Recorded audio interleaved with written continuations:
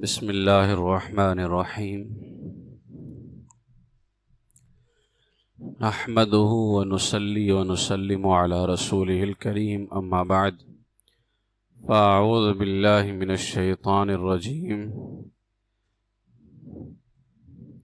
بسم اللہ الرحمن الرحیم ان الذین آمنوا وعملوا الصالحات كانت لهم جنات الفردوس نزلا صدق اللہ العظیم وبلغنا رسوله النبی الکریم ونحن على ذلك لمن الشاہدین والشاکرین والحمد للہ رب العالمین۔ السلام علیکم ورحمۃ اللہ وبرکاتہ۔ بارگاہ رسول صلی اللہ علیہ وسلم میں درود و سلام کا نذرانہ پیش کر لیں۔ اللہم صلی علی سیدنا و مولانا محمد وبارک وسلم صلاۃ و سلاما علیک یا رسول اللہ صلی اللہ تعالی علیہ وسلم۔ جو لوگ آن لائن کلاس میں شامل ہیں وہ ایک بار انفارم کر دیں کہ آواز انہیں برابر آ رہی ہے یا نہیں آ رہی ہے، اور پی ڈی ایف میں جو پی ڈی ایف گروپ میں شیئر کی گئی ہے اس میں ٹوٹل 38 سوالات ہیں نا، 38، اور ایک سوال جو ہے وہ گروپ میں الگ سے بھیجا گیا ہے، بعد میں اس کو پی ڈی ایف میں شامل کر دیں گے۔ یعنی ایمان و کفر کا جو بیان ہے اس کی جو پی ڈی ایف ہے اس میں ٹوٹل سوالات جو ہوں گے وہ 39 سوالات ہوں گے۔ ٹھیک ہے، کیا ہو گیا؟ آواز آ رہی سب کو نا برابر؟ ٹھیک ہے، چلیے سوال نمبر 25 سے ہے نا آج؟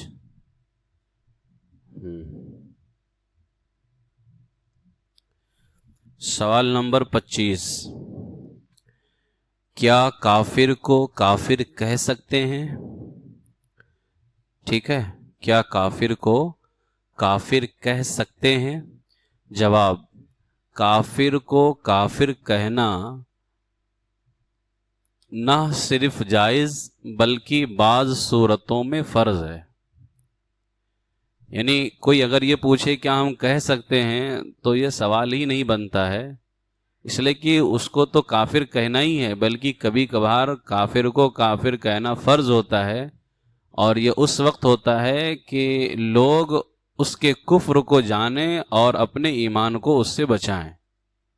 ٹھیک ہے، ایسی صورت کے اندر یعنی کوئی آپ کا مسلمان بھائی کسی کے کفر کو نہیں جانتا ہے تو اب اس کے ساتھ اٹھ بیٹھ رہا ہے، جیسے دیوبندیوں کا مسئلہ، تو اب اس کے کفر کو بتانا یا اسے کافر کہنا اس وقت آپ کے اوپر فرض ہوگا تاکہ آپ کا سنی مسلمان بھائی اپنے ایمان کو بچا سکے۔ ٹھیک ہے، حضور صدر الشریعہ علامہ امجد علی اعظمی علیہ الرحمہ فرماتے ہیں، ایک یہ وبا یعنی بیماری، ایک یہ وبا بھی پھیلی ہوئی ہے کہ بعض لوگ کہتے ہیں کہ ہم تو کافر کو بھی کافر نہ کہیں گے، کہ ہمیں کیا معلوم کہ اس کا خاتمہ کفر پر ہوگا۔ یہ بھی غلط ہے، یعنی بہت سارے لوگ کہتے ہیں نا کہ پتہ نہیں شاید مومن ہو کر کے مر جائے، تو آج کافر کیوں بولے؟ تو آپ نے فرمایا، قرآن عظیم نے کافر کو کافر کہا اور کافر کہنے کا حکم دیا، چنانچہ ارشاد ہوتا ہے، قل یا ایھا الکافرون، اے محبوب تم فرماؤ اے کافرو، ہے نا؟ تو کافر کو کافر کہنے کا حکم دیا گیا۔ تو یہ جو ایک ناجائز اور لولی لنگڑی جو ہے ان کی بات ہے، اور بہت ہی شیطانی بہانہ ہے کہ پتہ نہیں مومن ہو کر کے بعد میں مر جائے تو آج اس کو بلا وجہ کافر کہہ دیں گے۔ تو فرماتے ہیں، اور اگر ایسا ہے تو مسلمان کو بھی مسلمان نہ کہو، تمہیں کیا معلوم کہ وہ اسلام پر مرے گا، کیونکہ خاتمے کا حال تو اللہ جانے، ہے نا؟ آگے وہ کس پر مرے گا اللہ ہی جانے۔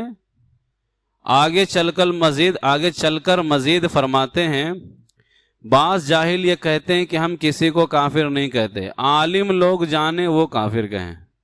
یہ مولوی لوگ کا مسئلہ ہے، مولوی لوگ کافر کہیں، ہم لوگ کافر نہیں کہتے۔ تو فرماتے ہیں، مگر کیا یہ لوگ نہیں جانتے کہ عوام کے تو وہی عقائد ہوں گے جو قرآن و حدیث وغیرہ ہما سے علماء نے انہیں بتائے، یا عوام کے لیے کوئی شریعت جداگانہ ہے؟ یعنی اگر قرآن و حدیث کافر کو کافر کہنے کا حکم دیتی ہے تو عالم پر بھی فرض ہے کہ کافر کو کافر کہے. تو اب اگر کوئی کہے کہ نہیں یہ عالم لوگ کا مسئلہ ہے، مولوی لوگ کا مسئلہ ہے کہ عالم اور مولوی کافر کو کافر کہے، ہم نہیں کہتے، تو فرماتے کیا ان کے لیے کوئی الگ سے شریعت ہے؟ الگ سے کوئی شریعت نہیں ہے، یہی شریعت ہے ان کے لیے. تو فرماتے جب ایسا ہے تو پھر عالم دین کے بتائے پر کیوں نہیں چلتے؟ نیز یہ کہ ضروریات دین کا انکار کوئی ایسا امر نہیں جو علماء ہی جانے. عوام جو علماء کی صحبت سے مشرف ہوتے رہتے ہیں وہ بھی ان سے بے خبر نہیں ہوتے. پھر ایسے معاملے میں پہلو تہی اور اعراض، پہلو تہی کا معنی بھی وہی منہ پھیرنے کے معنی میں، یعنی اس بات سے، کیونکہ ضروریات دین میں آپ نے کیا پڑھا کہ وہ عقائد و مسائل جنس کو علماء جانتے ہوں اور علماء کی بارگاہ میں یعنی علماء کی صحبت میں رہنے والے اس سے واقف ہوں ان عقائد سے، ہے نا. یہ پورا ضروریات دین کے اندر اس کی تعریف پڑی. اب وہ جو جنگلوں میں ہیں ان کی تو بات نہیں ہو رہی ہے. تو جو عوام علماء کی صحبت میں رہتی ہے تو وہ تو اس بات کو جان رہی نا کہ ضروریات دین کیا ہے. اور ضروریات دین ہے نا مسلمان کو مسلمان جاننا اور کافر کو کافر جاننا. تو پھر یہ عالم پر صرف کیسے فرض ہو جائے گا؟ صرف عالم پر ضروری کیسے ہے؟ یہ عوام پر بھی ہے کہ جس طرح ایک عالم کافر کو کافر کہے اسی طرح عوام بھی کافر کو کافر کہے. ہاں لیکن اس کا کفر پتہ ہو. ایسا نہیں کہ فاتحہ نہ کیا تو کافر کہہ دیا، ہے نا، یا کھڑے ہو کر کے صرف سلام نہیں پڑھا تو کافر کہہ دیا. ہاں آج کے دور میں فاتحہ نہ کرنا یا سلام کھڑے ہو کر کے نہ پڑھنا یہ ضرور وہابیت ہے کہ لوگ اس کا انکار کرتے ہیں. یعنی آج کے دور میں وہابی ہی ہے جو انکار کرتا ہے، باقی کوئی انکار نہیں کرتا ہے. ٹھیک ہے. ہاں. اور ایک مقام پر فرماتے ہیں مسلمان کو مسلمان کافر کو کافر جاننا ضروریات دین سے ہے، اگرچہ کسی خاص شخص کی نسبت یہ یقین نہیں کیا جا سکتا کہ اس کا خاتمہ ایمان یا معاذ اللہ کفر پر ہوا، تا وقت کہ اس کے خاتمے کا حال دلیل شرعی سے ثابت نہ ہو، مگر اس سے یہ نہ ہوگا کہ جس شخص نے قطعاً کفر کیا ہو اس کے کفر میں شک کیا جائے، کہ قطعی کافر کے کفر میں شک بھی آدمی کو کافر بنا دیتا ہے. یعنی یہ تو یقینی بات ہے کہ بندہ کون ایمان پہ گیا ہے کون کفر پہ گیا ہے. آخری وقت کی باتیں ہم ہر کسی کی نہیں جانتے ہیں، لیکن جس کے بارے میں معلوم ہے کہ یہ کافر ہے تو اب اس کا معاملہ سارا کفر کا ہوگا. اب وہ ایمان پر مرا ہے یا کفر پر مرا ہے یہ اللہ بہتر جانے. اس سے پہلے بھی ایک سوال اس طرح سے گزر چکا ہے، یعنی کسی کا کفر آپ کو نہیں معلوم ہے اور وہ اسلام لے کر کے آیا اور اپنے اسلام کو ظاہر کرنے کا اسے وقت بھی نہیں ملا اور ہم تو اسے کافر ہی جانتے رہے، تو اب اس کی دنیاوی احکام کیا ہوں گے؟ کفر والے ہوں گے. باقی اللہ کے یہاں بہتر ہے، اس کا کیا معاملہ ہے وہ بہتر جانے، اس کو اپنا اسلام ظاہر کرنے کا موقع نہیں ملا. تو اس طرح سے کون کفر پر مرا کون ایمان پر مرا. تو آپ ارشاد فرماتے ہیں خاتمہ پر بنا روز قیامت اور ظاہر پر مدار حکم شرع ہے. اس کو یوں سمجھو کہ کوئی کافر مثلا یہودی یا نصرانی یا بت پرست مر گیا تو یقین کے ساتھ یہ نہیں کہا جا سکتا کہ وہ کفر پر مرا، یعنی وہ مرا ان چیزوں پر تو ہم یقین کے ساتھ نہیں کہہ سکتے کہ وہ کفر پر مرا، مگر ہم کو اللہ و رسول کا حکم یہی ہے کہ اسے کافر ہی جانے. اس کی زندگی میں اور موت کے بعد تمام وہی معاملات اس کے ساتھ کریں جو کافروں کے لیے ہیں، مثلا میل جول، شادی بیاہ، نماز جنازہ، کفن دفن. جب اس نے کفر کیا تو فرض ہے کہ ہم اسے کافر ہی جانیں، اور اس کا خاتمہ کس پر ہوا ہے؟ علم الہی پر چھوڑ دیں، لیکن اس کو ہم کافر ہی جانے یہ ہمارے اوپر فرض ہے. اب خاتمہ کس بات پر ہے کس چیز پر ہے؟ علم الہی پر چھوڑ دیں. جس طرح جو ظاہراً مسلمان ہو اور اس سے کوئی قول و فعل خلاف ایمان نہ ہو فرض ہے کہ ہم اسے مسلمان ہی مانیں، اگرچہ ہمیں اس کے خاتمے کا بھی حال معلوم نہیں ہے. کوئی بندہ مسلمان تھا، پتہ نہیں آخری وقت جب شیطان جام لے کر کے حاضر ہوتا ہے اس نے کیا شیطان سے کہہ دیا، پتہ نہیں کفر پر مر گیا. لیکن جو حال اس کا ظاہر ہے کہ وہ مسلمان تھا تو ہم اس کو مسلمان ہی جانیں گے. ٹھیک ہے. اور خاتمے کا جو معاملہ ہے اس کو کس پہ چھوڑ دینا ہے؟ علم الہی پہ چھوڑ دینا ہے. اس زمانے میں بعض لوگ یہ کہتے ہیں کہ میاں جتنا دیر اسے کافر کہو گے اتنی دیر اللہ اللہ کرو کہ یہ ثواب کی بات ہے. تو اس کا جواب یہ ہے کہ ہم کب کہتے ہیں کہ کافر کافر کا وظیفہ کرو؟ پہلے تو یہ مسئلہ ہے کہ ہم نے کب کہا کہ کافر کافر کا وظیفہ کرتے بیٹھو تم؟ یہ جو مسئلہ بیان ہو رہا ہے، مقصد یہ ہے کہ تم کافر کو کافر جانو اور مسلمان کو مسلمان جانو. یہ تھوڑی کہہ رہا ہوں کہ آپ باہر نکلیے اور گھر جانے کے بجائے گلیوں میں گھومیے اور کافر تو کافر یہ کافر کہتے گھومیے. یہ تھوڑی مقصد ہے یہاں پہ. یہ مقصد تو نہیں ہے نا. اس مسئلے کا مقصد کیا ہے کہ جو ضروریات دین کا انکار کرے، چاہے وہ کسی بھی لباس کے اندر ہو، چاہے وہ اسلامی لباس میں کیوں نہ ہو، چاہے وہ داڑھی رکھ کر کے کیوں نہ آئے، چاہے وہ مسواک کی پورا درخت اٹھا کر کے کیوں نہ لے کر کے آ جائے، صرف لکڑی نہیں پورا درخت مسواک کا کیوں نہ اکھاڑ کر کے لے آئے، اگر وہ ضروریات دین کا انکار کرے، سرکار کی توہین کرے تو کافر ہے وہ. یہاں یہ مقصد ہے نا. ہاں تو مقصود یہ ہے کہ اس سے کافر جانو، اور جو پوچھا جائے تو قطعاً کافر کہو، نہ یہ کہ اپنی صلح کل سے اس کے کفر پر پردہ ڈال دو، یعنی صلح کلی نہ بنو. یہ مطلب ہے. جب پوچھا جائے نا کہ وہ کیا ہے تو اگر معلوم ہے تو کہو کافر ہے. یہ نہیں کہ اللہ اللہ کرو ثواب زیادہ ملے گا. ٹھیک ہے. یہ تھا 25 نمبر سوال. سوال نمبر 26، عبادت قبول ہونے کے لیے ایمان کی شرط کیوں لگائی گئی؟ یعنی بغیر ایمان کے عبادت قبول نہیں ہے. یہ تو قرآن پاک کی آیات سے ثابت ہے. جواب، بعض لوگوں کے ذہن میں اکثر یہ سوال آتا ہے کہ عبادت کے قبول ہونے کے لیے ایمان کی شرط کیوں لگائی گئی؟ حالانکہ زمانے کا یہ قاعدہ ہے، جو بھی روٹی کھاتا ہے اسے بھوک سے نجات مل جاتی ہے. وہ روٹی کھا لیا، اب کیسی بھی روٹی ہو، روٹی کھا لیا تو آپ کی بھوک ختم ہو گئی. تو اگر بندہ عبادت کر لے تو اس کو اس کا صلہ ملنا چاہیے تھا، ہے نا، لیکن ملتا ہی نہیں ہے کیونکہ عبادت قبول نہیں ہے. لہٰذا اسی قاعدے کے تحت یہ ہونا چاہیے تھا کہ جو بھی نیکی کرے اسے ثواب ملنا چاہیے، چاہے وہ ایمان والا ہو یا غیر ایمان والا ہو. اب اس طرح کی باتیں یہ لوگ کرتے ہیں اور وہ ہمارے لوگوں کو جو ہے نا گمراہ کرنے کی پوری کوشش کرتے ہیں. اس کے 2 جواب ہیں. نمبر 1، پہلا جواب یہ ہے کہ نیک اعمال جو ہیں یہ روحانی غذا ہے. روحانی غذا ہے. جو ہم نماز پڑھتے ہیں، روزہ رکھتے ہیں، حج کرتے ہیں، تسبیح پڑھتے ہیں، یہ سب روحانی غذا ہے. اور کفر کیا ہے؟ زہر ہے. کفر کیا ہے؟ زہر. اچھا، ایک غذا وہ ہے جو ہمارے جسم کی غذا ہے، ایک غذا وہ ہے جو ہماری روح کی غذا ہے. جسم کی غذا کھانا پانی ہے، روح کی غذا نماز، روزہ، حج، زکوٰۃ، تسبیح، تحلیل، اللہ کی بڑائی، درود شریف، سرکار کی تعریف، سرکار کی نعتیں، ذکر مصطفیٰ، یہ سب روح کی غذا ہے. اور کفر کیا ہے؟ زہر ہے. اچھا، وہ جو جسمانی غذا ہے، اگر جسمانی غذا کے اندر آپ زہر ملا دیں تو اس غذا کا کوئی فائدہ ہوگا؟ تو اسی طریقے سے روحانی جو غذائیں ہیں، نماز، روزہ، حج، زکوٰۃ، اگر اس میں آپ کفر کا زہر ملا دیں تو پھر ان کا کوئی فائدہ نہیں ہونے والا ہے. پہلا جواب یہ ہے کہ نیک اعمال روحانی غذائیں ہیں اور کفر زہر.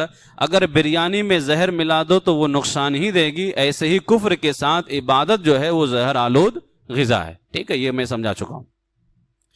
دوسرا جواب اس کا یہ ہے کہ اعمال گویا تخم یعنی بیج ہیں. اعمال کیا ہیں؟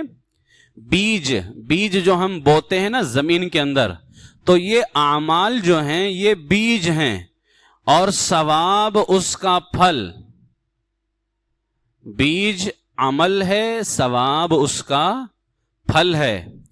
اور بیج جب پھل دے گا جب کسی عمدہ زمین میں بویا جائے، یعنی جب آپ کسی اچھی زمین کے اندر بیج کو بوتے ہیں تو پھر وہ بیج پھل دیتا ہے نا، بڑا ہوتا ہے، درخت بنتا ہے، پھل دیتا ہے. یعنی بیج ہی پھل دیتا ہے، لیکن جب اس بیج کو آپ کسی اچھی زمین میں ڈالیں گے تب نا درخت بنے گا، پھر پھل دے گا. اور زمین جو ہے اگر بنجر ہو، یعنی ایسی زمین جو اگانے کے لائق نہیں ہے، بنجر زمین جس کو بولتے ہیں، اگر آپ بنجر زمین میں جا کر کے بیج بوئیں گے تو کچھ ہونے والا ہے؟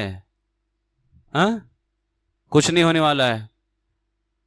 تو کہتے ہیں زمین جو ہے یعنی ایمان کے حساب سے یہ بندے کا دل ہے.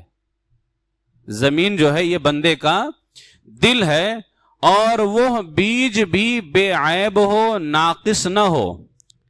پس کافر کے عمل یعنی کافر کے عمل اس کے بیج میں کفر کا عیب یعنی نقص موجود ہے اور اس کا دل بنجر زمین ہے، لہذا جب بیج ناقص زمین بنجر ہو یعنی جب بیج بھی ناقص ہو یعنی بیج بھی مکمل نہیں ہے اور زمین بھی بنجر ہو، کیونکہ زمین کیا ہے؟ دل ہے، بندے کا دل یہ زمین ہے، تو اب کافر کا دل تو بنجر ہے، مومن کا دل بنجر نہیں ہے۔ کافر کا دل جب بنجر ہے اور مومن کا دل بنجر نہیں، تو کہتے ہیں کہ جب بیج بھی ناقص ہو یعنی کافر کا عمل یہ بیج ہے، مسلمان کا عمل بھی اس کا بیج ہے، اور کافر کا دل بھی جو ہے یہ زمین ہے، مسلمان کا دل بھی زمین ہے، کافر کا عمل بھی بیج ہے، مسلمان کا عمل بھی بیج ہے۔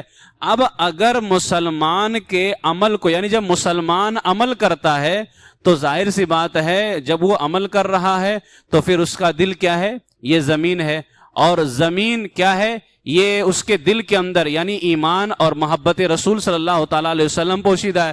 جب حضور کی محبت اس کے اندر ہے تو اس کا دل بنجر نہیں ہے، اور جب بنجر نہیں ہے تو مسلمان اپنے عمل کی بیج اس کے اندر بوتا ہے، اس کا پھل بھی پاتا ہے، لیکن جب دل میں ایمان نہ ہو تو اس کا دل بنجر ہو گیا۔ اب کافر لاکھ عمل کرتا رہے اور اس کے اندر بوتا رہے، زمین بنجر ہے، تو پھل کہاں سے دے سکتا ہے؟ تو کہتے ہیں کہ لہٰذا جب بیج ناقص یعنی اس عمل کے اندر کمی ہے اور زمین بھی بنجر ہو تو کیسے پھل آئے گا؟ اسی طرح کافر اپنے نیک اعمال کا ثواب کیسے پا سکتا ہے؟ تو ضروری یہ ہے کہ اگر اپنے اعمال کا ثواب پانا ہے تو اپنے دل کو درست کرنا ہوگا، اور دل درست کیسے ہوتا ہے؟ امام احمد رضا نے فرمایا نا، دل ہے وہ دل جو تیری یاد سے معمور رہا، سر ہے وہ سر جو تیرے قدموں پہ قربان گیا۔ تو اگر اس طرح کا دل ہے تو ٹھیک ٹھاک، ورنہ پھر بیکار۔ سوال نمبر 27، حرام الفاظ اور کفریہ کلمات کا علم سیکھنے کا کیا حکم ہے؟ جواب، حرام الفاظ اور کفریہ کلمات کے متعلق علم سیکھنا فرض ہے۔ اس زمانے میں یہ سب سے ضروری چیز ہے، کیونکہ اس کا تعلق ایمان سے ہے، اور جب کسی کا ایمان ہی نہ رہے گا تو باقی عبادت کس کام کی؟ یعنی بغیر ایمان کے اعمال غیر مقبول ہیں۔ تو یہ جاننا ضروری ہے کہ حرام الفاظ کون سے ہیں اور کفریہ کلمات کون سے ہیں، یعنی کن چیزوں سے بندہ کافر ہو جاتا ہے، ان چیزوں کو جاننا کیا ہے؟ ضروری۔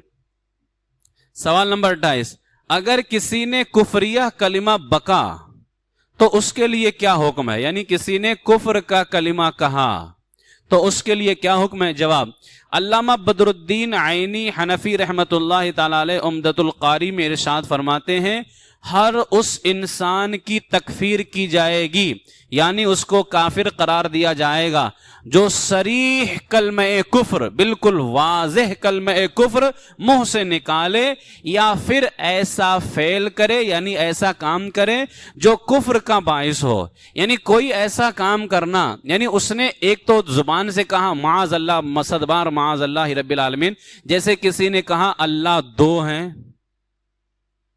بالکل صریح کفر ہے، بالکل واضح ہے، یعنی اس میں کوئی تعویل نہیں ہو سکتی ہے۔ کسی نے کہا پالنے والے دو ہیں، تو اب یہاں پہ یہ صریح کفر نہیں ہے۔ ماں باپ کو بھی پالنے والا کہا گیا ہے نا، رب ارحمہما کما ربیانی صغیرا، ہے نا، اے میرے پالنے والے ان دونوں پر رحم کر، رب ارحمہما ان دونوں پر رحم کر، کما ربیانی صغیرا جنہوں نے مجھے بچپنے کے اندر پالا، ہے نا۔ اب کوئی کہے پالن ہار یعنی پالنے والا، میری مراد یہ ہے، تو اب یہاں پر پالن ہار حقیقی کون ہے، حقیقت میں پالنے والا کون ہے؟ تو وہ صرف اللہ تبارک و تعالی ہے۔ ماں باپ بھی پالنے والے ہیں لیکن وہ مجازی ہیں، اللہ کے فضل سے، اللہ کی عطا سے ہیں، حقیقت میں وہ پالنے والے نہیں ہیں۔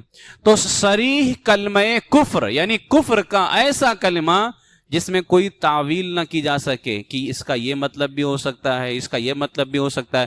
کسی نے کہا اللہ دو ہیں، اس کا کوئی مطلب نہیں نکالا جا سکتا ہے، یہ صریح کفر ہے۔ تو اب بندہ کیا ہو جائے گا؟ کافر ہو جائے گا۔ یا اس نے زبان سے تو کچھ نہیں کہا لیکن ایسا کام کرے جو کفر کا باعث ہو، اگرچہ وہ یہ نہ جانتا ہو کہ یہ کلمہ جو میں نے کہا یہ کفر ہے یا جو میں نے کام کیا یہ کفر ہے، اگرچہ نہ جانتا ہو لیکن اس کو کافر کہا جائے گا۔ اس نے کوئی کام کیا، مثال کے طور پر بت کو سجدہ کر دیا، یہ بھی کفر ہے نا، زبان سے کچھ نہیں کہا، بت کو سجدہ کر دیا، یہ بھی کفر ہے، اس کو کافر کہا جائے گا۔ اب اگرچہ وہ جانتا ہو یا نہیں جانتا ہو، یعنی اس کی تکفیر کی جائے گی۔ اب یہاں پر ایک مسئلہ یہ ہے اس کے اندر کہ وہ بندہ غلطی سے کہہ دیا کفر کا کلمہ، ان کا تمہارا یہ سوال تھا نا، کفر کا کلمہ غلطی سے بول دیا۔ آگے سوال نمبر 29 پڑھو۔ کسی نے غلطی سے کلمہ کفر بک دیا، یعنی کہنا کچھ چاہتا تھا لیکن غلطی سے کلمہ کفر بک دیا، یہ ایک الگ چیز ہے۔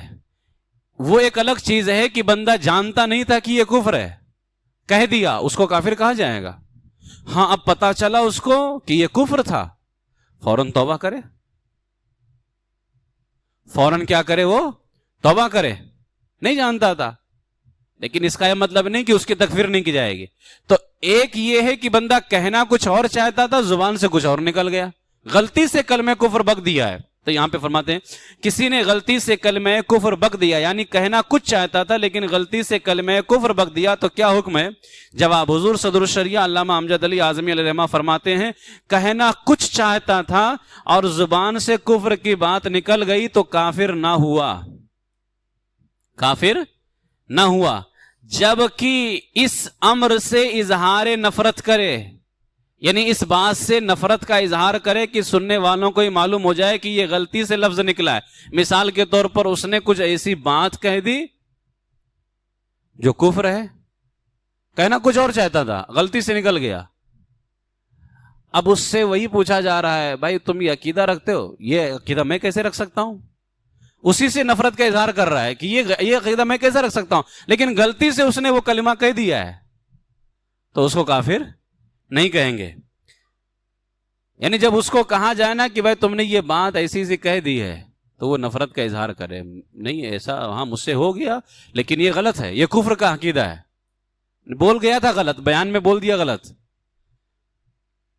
اب اگر اس کے سامنے وہی بات کہو کہ بھائی تم نے ایسا کہا ہے یہ کفر کی بات ہے، یعنی ایسا کہنے والا کافر ہو جاتا ہے، تو جب اس سے کہا جائے نا تو فوراً نفرت کا اظہار کرے تاکہ لوگوں کو پتا چل جائے کہ اس کا یہ عقیدہ نہیں ہے۔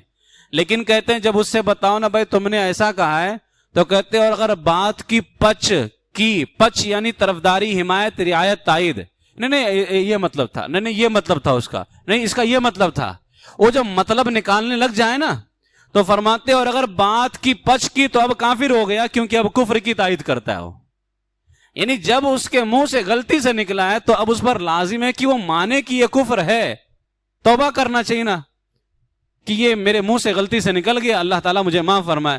وہ یہ کہنے کے بجائے نہیں اس کا یہ مطلب ہے، نہیں اس کا یہ مطلب ہے، یہ اس زمرے میں تھا، وہ اس زمرے میں تھا، تو اگر یہ پچ کرنے لگ جائے نا تو اس کا خود کا اپنا پچ ہو جائے گا، تو یہ تائید نہیں کرنی چاہیے۔ یعنی کوئی بات اگر کبھی کفر کی، اللہ نہ کرے، صدوار اللہ نہ کرے کہ غلطی سے بھی ہمارے منہ سے کفر کا کلمہ نکلے، اللہ تعالیٰ ہماری حفاظت فرمائے، غلطی سے بھی ہمارے منہ سے کلمہ کفر نہ نکلے، لیکن کبھی اگر نکل جائے تو اصل میں اس طرح کے جو معاملات ہوتے ہیں نا، عوام کو تو نہیں، ہم مولوی لوگ زیادہ کرتے ہیں، وہ اپنی عزت اور اسٹیٹس بچانے کے لیے کہ پبلک میں بول دیا، اب بعد میں یاد دلاتے حضرت آپ نے ایسا کہہ دیا، اب حضرت کیسے قبول کر لیں سب کے سامنے، ابھی پوری انسلٹ جو ہے نا چٹنی بن جائے گی، تو وہ اپنی جو ہے نا عزت بچانے کے لیے نہیں اس کا یہ مطلب تھا، تو جیسے تم نے یہ کہا اس کا یہ مطلب تھا تو تمہارا مطلب کچھ نہیں رہ جائے گا پھر۔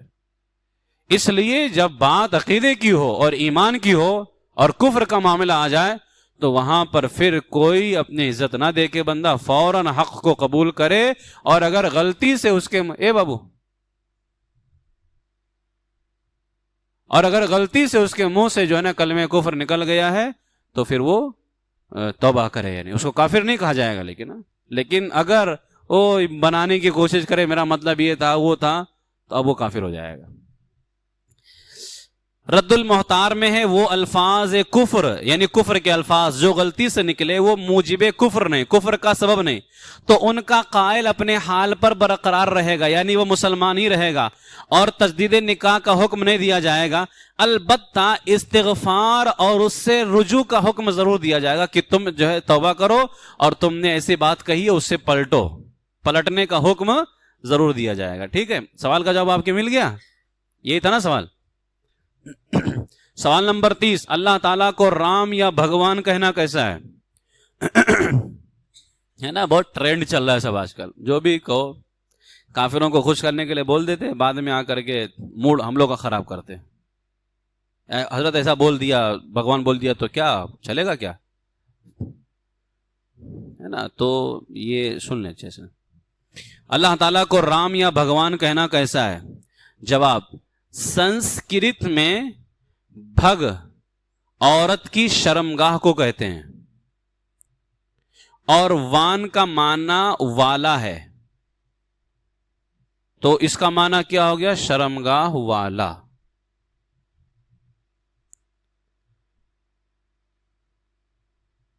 اور رام کے معنی رما ہوا، یعنی کسی میں گھسا ہوا ہے،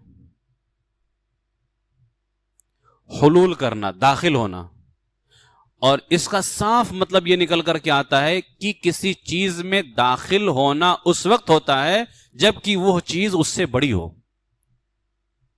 اللہ سے بڑی کون سی چیز ہے؟ اگر ہم اللہ کو یہ لفظ کہیں عام، اس سے پہلے را، تو اللہ تبارک و تعالی معاذ اللہ، صدبار معاذ اللہ، وہ تو اللہ کسی چیز میں داخل نہیں ہو سکتا، اس کے حوالے سے یہ عقیدہ نہیں رکھا جا سکتا کہ وہ کسی چیز میں حلول کرے۔ ارے وہ تو سب سے بڑا ہے، اللہ اکبر، اللہ سب سے بڑا ہے نا۔ اور یہ جو عام ہے نا، اس سے پہلے را، اس کا معنی ہی ہوتا ہے کہ گھسا ہوا کسی چیز میں۔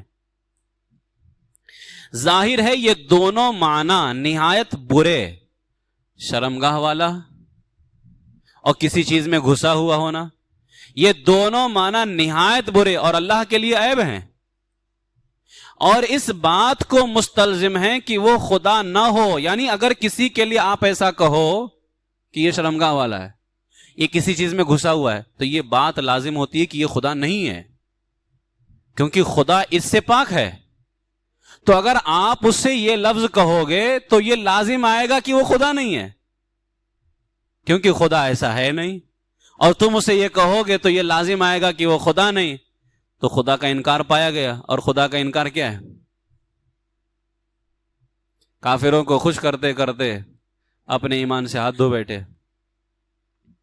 اس لیے ان دونوں الفاظ کا اطلاق اللہ پر کفر ہے۔ اب اگر کوئی مسلمان رام اور بھگوان کے معنی جانتے ہوئے اللہ کو رام یا بھگوان کہتا ہے تو وہ کافر و مرتد ہے، اس کے تمام نیک اعمال برباد ہو گئے۔ اس پر فرض ہے کہ اس کفر سے فوراً توبہ کرے، پھر سے کلمہ پڑھے، اگر شادی شدہ تھا تو پھر سے نکاح کرے۔ ہاں، جو ان کے معنی نہ جانتا ہو، صرف اتنا جانتا ہو کہ ہندوؤں میں خدا کو رام یا بھگوان کہا جاتا ہے، اسی وجہ سے اس نے اللہ کو رام یا بھگوان کہہ دیا، تو اس شخص پر حکم کفر تو نہیں ہوگا، البتہ یہ قول کفر ضرور ہے، یعنی اس کی یہ بات کفر ضرور ہے، جس سے توبہ تجدید ایمان کرنا لازم ہے، اور اگر شادی شدہ ہے تو تجدید نکاح کرنا بھی لازم ہے۔ یعنی وہ نہیں جانتا تھا، اب اس کو کافر نہیں کہیں گے، لیکن اس کی یہ بات تو کفر والی ہے نا، اب اس کو بتائیں گے۔ اب بھی اگر جاننے کے بعد نہیں مانتا ہے، توبہ نہیں کرتا ہے، تو اب اس کو بھی کافر کہیں گے۔ ابھی تک اس کو کافر نہیں کہہ رہے تھے، اس کی بات کفر تھی، وہ ہے کفر، ہے نا، لیکن جو ہے اب اس کو بھی کافر کہیں گے کہ بتانے کے باوجود بھی مردود نہیں مانتا ہو۔ ٹھیک، اور آپ لوگوں کو اب معلوم چل گیا، آپ لوگوں کے لیے کوئی عذر قابل قبول نہیں ہوگا۔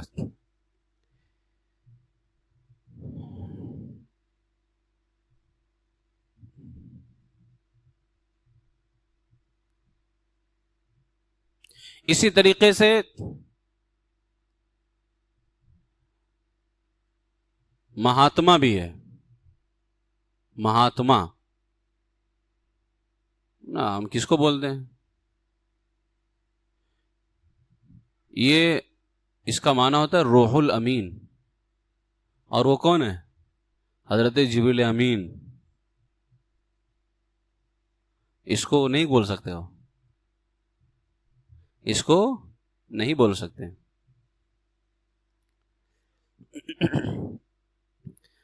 اللہ رب فتاوی امجدیہ میں اللہ رب العزت کو رام کہنے کے متعلق حضور صدر الشریعہ علامہ مفتی امجد علی اعظمی علیہ رحمہ فرماتے ہیں خدا کو رام کہنا ہندوؤں کا مذہب ہے، وہ چونکہ اسے ہر شے میں رما ہوا یعنی حلول کیے ہوئے جانتے ہیں، کیونکہ ان کے یہی طریقہ ہے نا کہ ہمارا خدا جو ہے حلول کیے ہوئے گھسا ہوا ہے، تو وہ رام بولتے ہیں، اسی وجہ سے اسے رام کہتے ہیں، اور یہ عقیدہ کفر ہے، اسے رام کہنا بھی کلمہ کفر ہے، ٹھیک ہے۔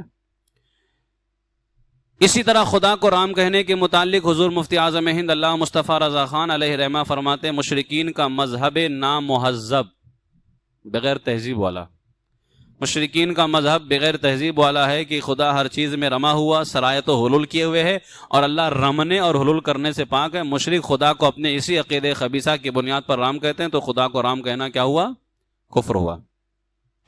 اللہ تعالیٰ کو رام یا بھگوان کہنے کا تفصیلی حکم بیان کرتے ہوئے حضور شارح بخاری مفتی شریف الحق امجدی علیہ رحمہ فرماتے ہیں بھگوان اور رام کے جو حقیقی معنی ہیں ان پر مطلع ہوتے ہوئے جو شخص اللہ عز و جل کو بھگوان یا رام کہے وہ بلا شبہ کافر مرتد ہے، اس کے تمام اعمال حسنہ اکارت ہو گئے، اس کی بیوی اس کے نکاح سے نکل گئی، اس پر فرض ہے کہ اس سے توبہ کرے، پھر سے کلمہ پڑھ کر مسلمان ہو، اور اپنی بیوی رکھنا چاہتا ہو تو پھر سے تجدید نکاح کرے۔ سنسکرت میں بگ عورت کی شرمگاہ کو کہتے ہیں، اور وان معنی والا، رام کے معنی رما ہوا یعنی کسی میں گھسا ہوا ہے، یہ دونوں معنی اللہ کے لیے عیب ہیں اور اس کو مستلزم ہے کہ وہ خدا نہ ہو، اس لیے دونوں الفاظ کا اطلاق اللہ پر کفر ہے۔ رہ گئے وہ لوگ جو اس کے حقیقی معنی نہیں جانتے، وہ صرف اتنا جانتے ہیں کہ ہندوؤں میں اللہ عز و جل کو بھگوان یا رام کہا جاتا ہے، انہوں نے اگر اللہ عز و جل کو بھگوان یا رام کہا تو ان کا حکم اتنا سخت نہیں، پھر بھی ان پر توبہ و تجدید ایمان و نکاح لازم ہے۔ اوپر سمجھا چکا ہوں اس لیے میں نے اس کو جلدی سے پڑھ دیا، پوری بات ہوئی ہے، ٹھیک ہے۔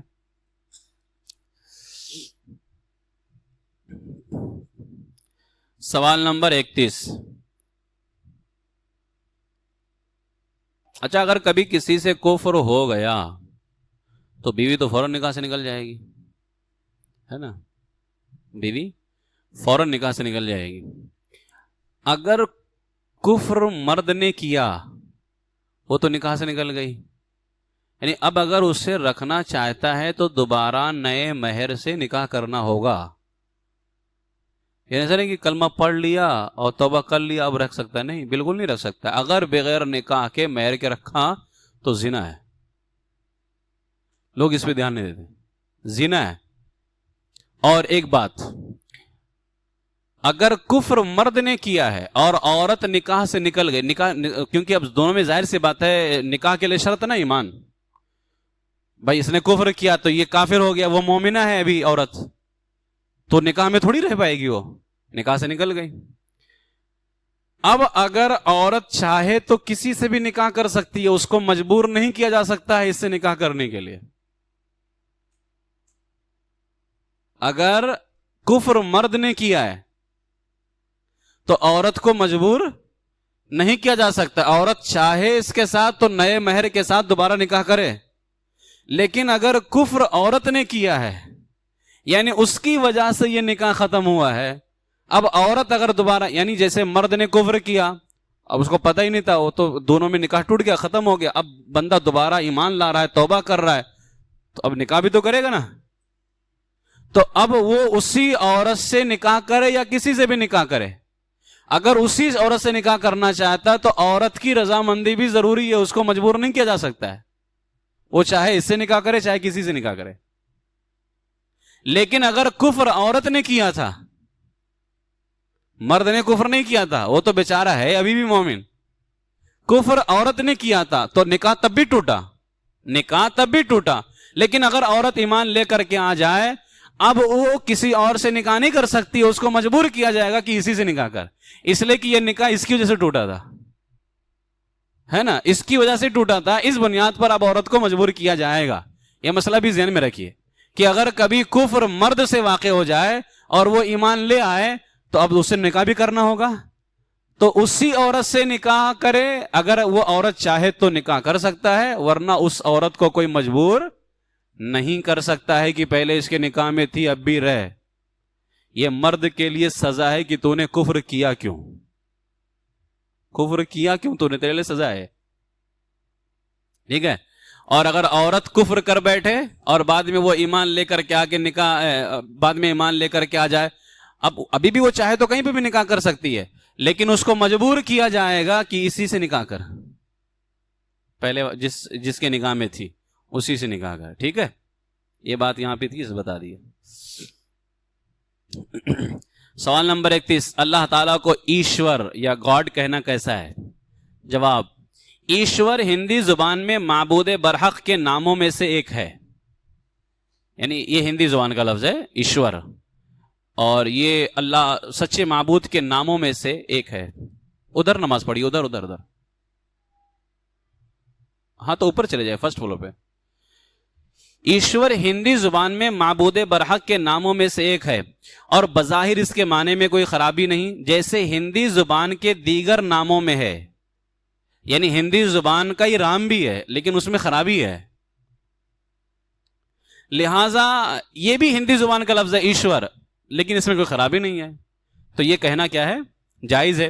اسی طرح لفظ گاڈ GOD کا معنی کیا ہے؟ محافظ, حفاظت کرنے والا, اور یہ بھی خدا کے لیے استعمال ہوتا ہے کہ اللہ حافظ ہے نا. اب یہ انگریزی میں لفظ آ گیا, لہذا اس لفظ کا استعمال کرنا بھی جائز ہے, لیکن چونکہ خدا کو ایشور کہنا ہندوؤں کا طریقہ ہے اور گاڈ کہنا عیسائیوں کا طریقہ ہے, اس لیے اللہ تعالیٰ کو ایشور یا گاڈ نہیں کہنا چاہیے. اسے ایشور کہہ سکتے ہو, اسے گاڈ بھی کہہ سکتے ہو, لیکن ایشور کہنا خدا کو کس کا طریقہ ہے؟ ہندوؤں کا, اور گاڈ کہنا کس کا طریقہ ہے؟ عیسائیوں کا طریقہ ہے. اس بنیاد پر امام اہل سنت علیہ العلمہ فتاوی رضویہ شریف کے اندر فرماتے ہیں ایک سوال کے جواب میں, ہر زبان ہندی میں معبود برحق کے اسما سے ہے. یعنی یہ جو لفظ ہے نا ایشور, جیسے ایشور, اور بظاہر اس میں کوئی معنی محال نہیں, جیسے رام میں ہے کہ اس کا معنی غلط ہے کہ ہر چیز پر رما ہونے اور سرایت و حلول پر دلیل ہے, تو اس کا معنی غلط نہیں ہے. کس کا؟ ایشور کا. حضور شارح بخاری مفتی شریف اللہ قمجدی علیہ رحمہ فتاوی شارح بخاری کے اندر فرماتے ہیں کہ مجدد اعظم امام احمد رضا نے فتاوی رضویہ جلد ششم یعنی چھٹی جلد صفحہ 210 میں ایشور کو معبود برحق کے اسما میں سے, ناموں میں سے شمار کیا. گاڈ انگریزی لفظ ہے, اس کے معنی محافظ کے ہیں, ان کے عرف میں بھی خدا کو بھی گاڈ کہتے ہیں. اس لحاظ سے اللہ عز و جل کو ایشور اور گاڈ کہنے میں کوئی حرج نہیں, لیکن یہاں ایک خاص بات یہ ہے کہ ایشور وغیرہ خدا کو کہنا ہندوؤں کا طریقہ ہے اور گاڈ کہنا انگریزوں کا طریقہ. اگر کوئی اجنبی آدمی کسی کے سامنے یہ کہے ایشور چاہے گا تو یہ ہوگا, یعنی آپ نے کسی کے سامنے کہہ دیا ایشور چاہے گا تو یہ ہوگا, تو سننے والا ہندو سمجھے گا ایشور اسے کہہ سکتے ہیں, لیکن وہ بھی بولتے ہیں, لیکن ہم ایک لفظ وہ بولتے ہیں جو کوئی نہیں بولتا ہے, اور وہ ہے اللہ. وہ ہے کیا؟ ایک بندہ ہے باہر جا رہا ہے, آپ نے اس کے سامنے کہہ دیا ایشور چاہے گا تو ہوگا, اب وہ آپ کو کیا سمجھے گا؟ وہ مسلمان بھی سمجھ سکتا ہے, آپ کافر ہوئے نہیں, لیکن یہ لفظ ہندو کہتے ہیں. آپ کہہ دیں گاڈ چاہے گا تو ہوگا, انگریز عیسائی جو ہیں وہ کہتے ہیں, آپ کو عیسائی سمجھ لے گا کہ کہیں عیسائی تو نہیں ہے. تو فرماتے ہیں کوئی بندہ کہے ایشور چاہے گا تو یہ ہوگا, تو سننے والا اسے ہندو سمجھے گا. اسی طرح اگر کوئی کہے گاڈ چاہے تو یہ ہوگا تو اسے عیسائی سمجھے گا. اس سے معلوم ہوا کہ معبود برحق کو ایشور وغیرہ کہنا ہندوؤں کا شعار ہے اور گاڈ کہنا نصارہ کا. اس لیے مسلمان ایشور اور گاڈ وغیرہ کہنے سے بچیں, لکھیں تو صرف لکھیں اللہ, بولیں تو صرف بولیں اللہ. ٹھیک ہے, ایشور اور گاڈ نہیں, معنی میں کوئی خرابی نہیں. اگر کسی نے کہہ دیا تو کفر بھی نہیں, اہل سنت سے بھی باہر نہیں ہوگا. سوال نمبر 32, اللہ کے نام کی تصغیر کرنا کیسا ہے؟ تصغیر کہتے ہیں کسی نام کو ایسا بنانا کہ اس میں چھوٹا پن ظاہر ہو جائے. جیسے مثال کے طور پر کملی, ایک ہے کمبل اور ایک ہے کملی. کمبل بڑے کو بولتے ہیں, بڑی چادر جو ہوتی ہے نا اس کو کمبل, اور چھوٹے کو کیا بولتے ہیں؟ کملی. تو کملی تصغیر ہے. کملی کیا ہے؟ تصغیر ہے. جیسے ہمارے یہاں بولتے ہیں نا کبیر بڑا، تو چھوٹے کو کیا بولتے ہیں؟ صغیر. اسی سے ہے تصغیر. کچھ ایسا بولنا جس سے چھوٹا پن نظر آئے. اسی لیے سرکار کو کملی والے نہیں کہنا چاہیے. سرکار کو کملی والے نہیں کہنا چاہیے، بلکہ یہ کہنا چاہیے نوری چادر والے یا چادر رحمت والے. کملی کہتے چھوٹی سی کو، اور سرکار کے بارے میں کہا کملی والے، تو ان کی چادر مبارک تو وہ ہے ڈھونڈا ہی کرے صدر قیامت کے سپاہی، وہ کس کو ملے جو تیرے دامن میں چھپا ہو. تو حال تو وہاں یہ ہے کہ ساری کائنات انہی کے چادر اطہر کے اندر اور چادر رحمت میں جو ہے سہارا لیتی ہے، پناہ لیتی ہے، وہیں سے فیض پاتی ہے. تو وہ چھوٹا کیسے ہو سکتا ہے؟ اس لیے سرکار کو کملی والے نہیں کہنا چاہیے، منع کیا ہے. سرکار مفتی اعظم ہند علیہ الرحمٰن نے بھی، سرکار حضور تاج الشریعہ علیہ الرحمٰن نے بھی، اور اعلی حضرت علیہ الرحمٰن نے کہیں پر بھی سرکار کے لیے کملی کا لفظ استعمال ہی نہیں کیا ہے، کہیں پر بھی نہیں کیا. تو اللہ کے نام کی تصغیر کرنا کیسا ہے؟ فرماتے ہیں اللہ کے نام کی تصغیر کرنا کفر ہے، اس لیے کہ وہ صرف کبیر نہیں ہے، وہ اکبر ہے، سب سے بڑا ہے. تو اب اس کے نام کی تصغیر کرنا کیا ہے؟ یہ کفر ہے. جیسے کسی کا نام عبداللہ ہے یا عبد الخالق ہے یا عبد الرحمن، تو عبداللہ کیا؟ اللہ کا بندہ. عبد الخالق، خالق کہتے پیدا کرنے والے کو، خالق کا بندہ. عبد الرحمن، رحمان کا بندہ.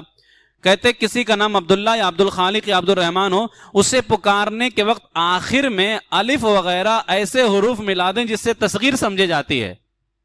عام طور سے ہمارے یہاں ہوتے ہیں اے عبد الرحمن ہوا، بولتے نا ایسے. یہ سب لفظ غلط ہیں، کفر ہے سب. اے عبداللہ ادھر آ، آخر میں الف بڑھا دیا. ایسے محلے میں سن اے خالقہ، عبد الخالقہ، خلقوا، عبد الخلقوا، عبد الرحمن ہوا. اے بیوقوف، ہنس رہا ہے جنگل. یہ الفاظ جس کو ہم لوگ نہیں سمجھ پاتے، یہ سری کفر ہے سب، اور اس کو ہم استعمال کرتے ہیں.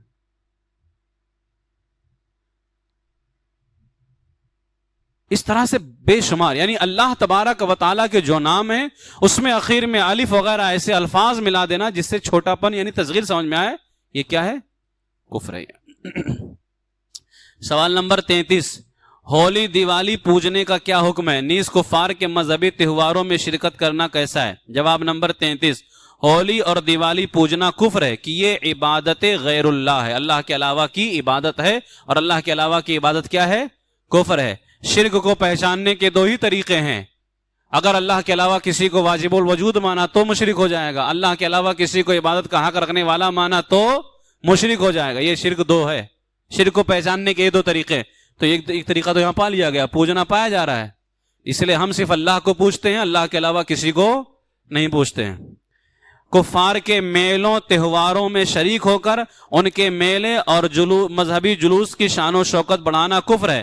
جیسے رام نیلا اور جنم اشٹمی اور رام نومی اور پتہ نہیں کون کون سے ہیں ان کے سب وغیرہ کے میلوں میں شریک ہونا، یوں ہی ان کے تہواروں کے دن محض اس وجہ سے چیزیں خریدنا کہ کفار کا تہوار ہے، یہ بھی کفر ہے.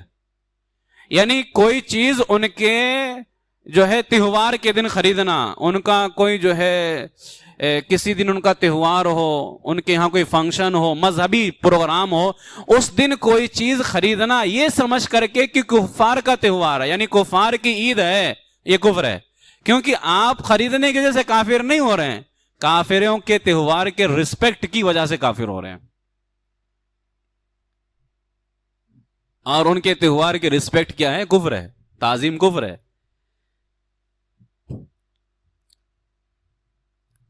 جیسے دیوالی میں کھلونے اور مٹھائیاں خریدی جاتی ہیں کہ آج خریدنا دیوالی منانے کے سوا کچھ نہیں ہے، یوں ہی کوئی چیز خرید کر اس روز مشرکین کے پاس ہدیہ کرنا، یعنی اسی دن خریدا لیکن خریدنے کی نیت وہ نہیں تھی کہ کفار کا تہوار ہے، لیکن کسی مشرک کو جا کر کے ہدیہ کر رہا ہے، اپنے باس کو جا کر کے دے رہا ہے، اب بوس کیا ہے؟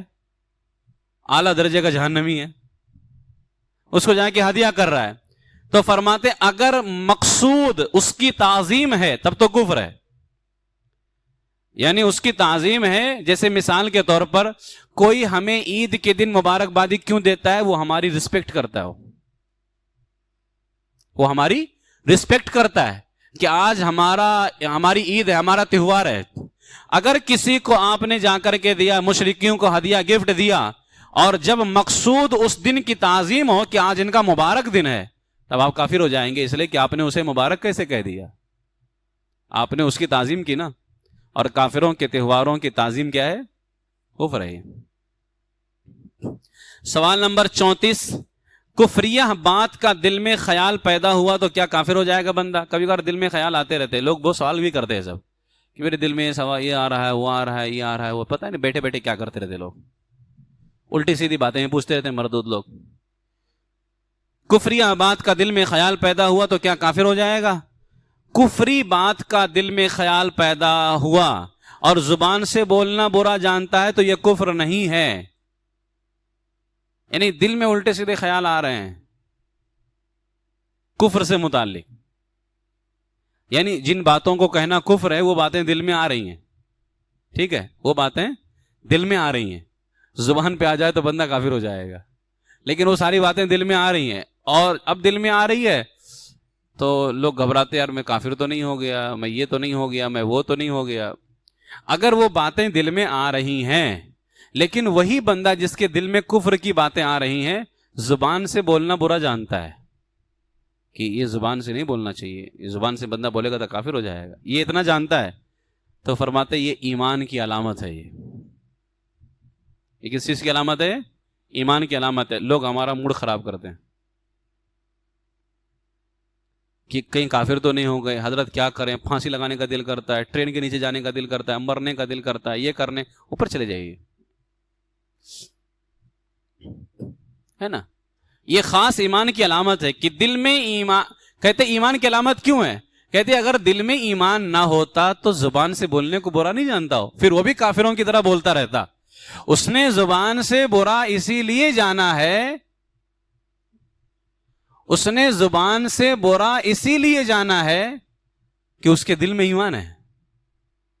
اگر ایمان نہ ہوتا تو کفر کی باتیں بول دیتا. تو اس سے کیا پتا چلا کہ یہ ایمان کی علامت ہے. تو ایمان کی علامت کیا ہے؟ بہت ساری علامتوں میں سے ایک علامت یہ بھی ہے کہ کفریہ باتوں کا خیال دل میں آ رہا ہے، لیکن وہی بندہ زبان سے بولنے کو برا جانتا ہے، تو یہ کفر نہیں ہوگا، یہ کفر نہیں ہوگا. لیکن ایسے وسوسات بھی نہیں آنا چاہیے، ہے یہ ایمان کی علامت.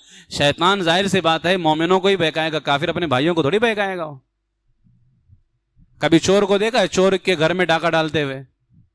کبھی چور اپنے بھائیوں کے گھر میں ڈاکہ نہیں ڈالتا ہے، ڈاکو اپنے بھائیوں کے گھر میں ڈاکہ نہیں ڈالتا ہے. تو یہ جتنے چور ہیں وہاں بھی دیوبندی، یہ سب شیطان کے بھائی ہیں، تھوڑی ان کے گھر میں ڈاکہ ڈالے گا. وہ ہمارے گھر میں ڈاکہ ڈالے گا کیونکہ ہم ہی اس کے دشمن ہیں، ٹھیک ہے. تو اس سے بھی توبہ نہیں، اس سے بھی بندے کو اللہ کی پناہ مانگنی چاہیے کہ ایسے خیالات دل میں نہ آئیں، ٹھیک ہے. اللہ تعالیٰ اعوذ باللہ من الشیطان الرجیم پڑھتا رہے. سوال نمبر 35، کلمات کفر کی کتنی قسمیں ہیں؟ کفر کے کلمات کی. جواب نمبر 35، کلمات کفر کی 2 قسمیں. نمبر 1 لزوم کفر، اس کو کفر فقہی بھی کہتے ہیں. نمبر 2 التزام کفر، اس کو کفر کلامی بھی کہتے ہیں. کفر فقہی الگ چیز ہے، کفر کلامی الگ چیز ہے. یہ تھوڑا سا جو ہے یہ تھوڑا علمی گفتگو ہے تھوڑا، یہاں پر میں نے پوری بات لیکن ڈالا نہیں ہے، ٹھیک ہے. اس کو آپ لوگ ایسے پڑھ لیجئے گا. اس میں کیا ہوتا ہے نا، لزوم کفر میں صرف ایسے میں بتا دیتا ہوں، پورا میں پڑھتا نہیں ہوں. ایک ہے نا التزامی کفر جس کو کفر کلامی کہتے ہیں.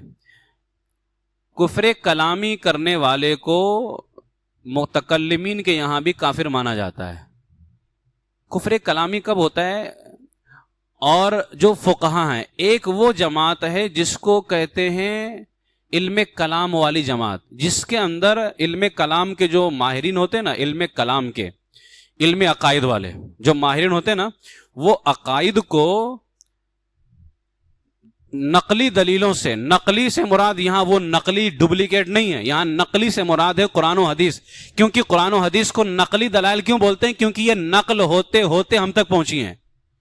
قرآن پاک نقل ہوتے ہوتے ہم تک آئی نا، حدیث ایک دوسرے کے واسطے سے آئی ہے، اس لیے اس کو بولتے ہیں نقلی دلیلیں. اور جو باتیں عقل کے اعتبار سے ہوتی ہیں اس کو ہوتے عقلی دلیلیں. تو نقلی دلیلیں قرآن و حدیث کو بولتے ہیں، اور عقلی دلیلیں جو ہماری عقلوں میں آئے اس کو عقلی دلیل بولتے ہیں. تو جو علم عقائد والے امام ہوتے ہیں نا، علماء ہوتے ہیں، وہ عقائد کو قرآن و حدیث کے ذریعے سے اور عقلی دلیلوں کے ذریعے سے ثابت کرتے، یعنی وہ اس عقیدے کو قرآن و حدیث سے بھی ثابت کریں گے، اور ایسا عقیدہ ہوتا ہے کہ اس کو عقل بھی قبول کرتی ہے. ٹھیک ہے. تو اگر کوئی اس کا انکار کر بیٹھے تو ان کے یہاں وہ کافر ہوتا ہے، یعنی متکلمین انہیں کہا جاتا ہے. تو مثال کے طور پر کسی بندے نے صریح کفر بک دیا تو وہ متکلمین کے یہاں کافر ہے. علم عقائد والے کے یہاں کیا ہے؟ علم کلام والوں کے یہاں کیا ہے؟ وہ کافر ہو جائے گا. لیکن کسی بندے نے کفر نہیں بکا، لیکن اس نے کوئی ایسی بات کہی جو کفر تو نہیں لیکن کفر تک لے جانے والی ہے. جیسے کسی صحابی کے حوالے سے برا گمان رکھتا ہے، کسی صحابی کے حوالے سے برا گمان رکھتا ہے تو یہ کفر تک لے جانے والی ہے. فقہا کے نزدیک یہ بھی کافر ہے. فقہا جیسے سیدنا ابو بکر صدیق رضی اللہ تعالیٰ عنہ کی خلافت کا انکار کرنا یہ کفر ہے. عند الفقہا کفر ہے. عند الفقہا یہ کیا ہے؟ کفر ہے فقہا کے نزدیک. فقہا یعنی جو فقیہ کی جماعت ہوتی ہے ان کو کہتے ہیں فقہا. ٹھیک ہے. تو کفر لزومی الگ چیز ہے اور کفر التزام بھی الگ چیز ہے. کبھی اور اس پہ بحث کریں گے انشاءاللہ تعالی. ٹھیک ہے. یہ تھوڑی گاڑھی گفتگو ہے اور ابھی میں بولوں گا میرا گلا بھی درد دے گا، پیاس بھی لگے گی، اور یہاں سے اٹھنے سے پہلے آپ یہیں چھوڑ کے چلے جائیں گے. تو اس لیے جو ہے نا میں نے صرف ایک ہی، اس لیے اس میں اور بھی بہت سارے سوالات تھے لیکن تھوڑا لفظ بہت بھاری ہو رہے تھے فتاوی رضویہ شریف کے، تو میں نے چھوڑ دیا کہ اس لفظ کی تشریح کرتے کرتے ٹائم ہو جائے گا. سوال نمبر 35 رہنے دو. سوال نمبر 36، کسی سنی مسلمان کو کافر کہنا کیسا ہے؟ جواب نمبر 36، حضور صدر الشریعہ علامہ امجد علی اعظمی علیہ رحمہ فرماتے ہیں کسی مسلمان کو کافر کہا تو تعزیر یعنی سزا ہے. کیا ہے؟ سزا ہے. مسلمان کو کافر کہے گا تو کیا ہے؟ اس کے لیے سزا ہے. رہا یہ کہ وہ قائل یعنی مسلمان کو کافر کہنے والا خود کافر ہوگا یا نہیں، اس کو تو سزا ملے گی، لیکن اب مسئلہ یہ رہتا ہے کہ اس نے جو کسی مسلمان کو کافر کہا تو وہ خود کافر ہوگا یا نہیں ہوگا. کہتے اس میں دو صورتیں ہیں. اگر اس نے مسلمان کو کافر جانتے ہوئے کافر کہا ہے تب تو کافر ہو جائے گا، اس لیے کہ مسلمان کو مسلمان جاننا ضروریات دین میں سے ہے. اور اگر اس نے مسلمان کو کافر جانتے ہوئے نہیں کہا ہے تب بھی فرماتے ہیں کہ وہ توبہ وغیرہ کرے. اب اس میں دیکھیں دو صورتیں. اگر اسے مسلمان جانتا ہے تو کافر نہ ہوا، تو کافر یعنی اس کو مسلمان جان رہا ہے پھر بھی کافر بول رہا ہے تو یہ کافر نہیں ہوگا، کیونکہ مسلمان کو مسلمان جاننا ضرورت دین میں سے، اور جان تو رہا ہے، بھلے اس کو کافر کہہ رہا ہے لیکن مسلمان جان رہا ہے تو یہ کہنے والا کافر نہیں ہوگا. اور اگر اسے کافر اعتقاد کرتا یعنی یہ عقیدہ رکھتا ہے کہ یہ کافر ہے تو خود کافر ہے، کہ مسلمان کو کافر جاننا دین اسلام کو کفر جاننا ہے، اور دین اسلام کو کفر جاننا کفر ہے. یعنی مسلمان کو اگر کوئی بندہ کافر جان رہا ہے اس کا مطلب یہ کہ وہ اسلام کو کفر جان رہا ہے، کیونکہ اسلام لانے والا مسلمان ہوتا ہے اور وہ مسلمان کو کافر جان رہا ہے. تو کیا مطلب کہ اسلام ہی کفر ہو گیا؟ تو اسلام کو اگر کفر جانے گا تو یہ خود ہی کافر ہو جائے گا. ہاں اگر اس شخص میں کوئی ایسی بات پائی جاتی ہے جس کی بنا پر تکفیر ہو سکے اور اس نے اسے کافر کہا اور کافر جانا تو کہنے والا کافر نہیں. یعنی جیسے کسی کے اندر کوئی بات پائی جا رہی تھی کفر والی، اس نے کافر کہہ دیا تو وہ کافر ہوگا، یہ کہنے والا کافر نہیں ہوگا. نیز فرمایا مسلمان کو بطور گالی بد مذہب کہنا، یعنی بطور گالی بد مذہب، منافق، زندیق، یہودی، نصرانی، کافر کا بچہ کہنے پر بھی تعزیر ہے. البتہ جو واقعی کافر ہے اس کو کافر ہی کہیں گے، یعنی صرف سزا ہے. اگر مسلمان جانتے ہوئے صرف گالی کے طور پر کہہ دیا تو یہ سزا ہے اس کو، اور اگر مسلمان نہیں جانتا تھا کافر، معاذ اللہ، صدوار معاذ اللہ کافر جانا، تو یہ کہنے والا خود ہی کیا ہو جائے گا؟ کافر ہو جائے گا۔ سوال نمبر 37، وہ کون سا شخص ہے جس کے نزا کے وقت سلب ایمان کا خطرہ، ایمان کے چھن جانے کا خطرہ ہے؟ جواب، امام اہل سنت اعلی حضرت علیہ الرحمہ نے فرمایا، علماء کرام فرماتے ہیں جس کو سلب ایمان کا خوف نہ ہو، یعنی ایمان کے چھن جانے کا خوف نہ ہو، مرتے وقت اس کا ایمان سلب ہو جانے کا اندیشہ ہے، اس لیے اپنے ایمان کی فکر کریں۔ 38واں سوال جو ہے بھیجا جو میں نے گروپ میں ہے، اب ایمان کی حفاظت کیسے کی جائے؟ جواب، ایمان کی حفاظت کے لیے چند ضروری باتوں پر عمل کریں۔ نمبر 1، سنی صحیح العقیدہ اور اعمال صالحہ و احکام شرع کی پابندی کرنے والوں کے ساتھ رہیں۔